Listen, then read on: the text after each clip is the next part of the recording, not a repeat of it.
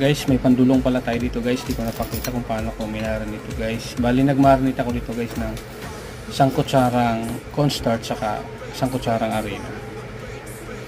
Tapos, naglagay tayo dyan guys ng sibuyas na pula saka yung mura na sibuyas, paminta, konting vichin saka ginisa mix guys. Yan. 2 egg. Bali ang timbang pala nito guys, may get 1/4 lang yung ating dulong. Guys, nalagay tayo, manipis lang.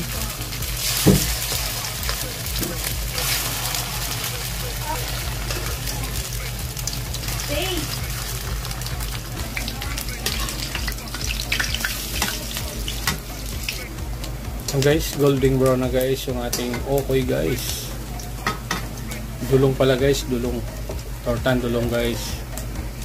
Pangalawang batch natin guys. Kuha pala ko dyan guys.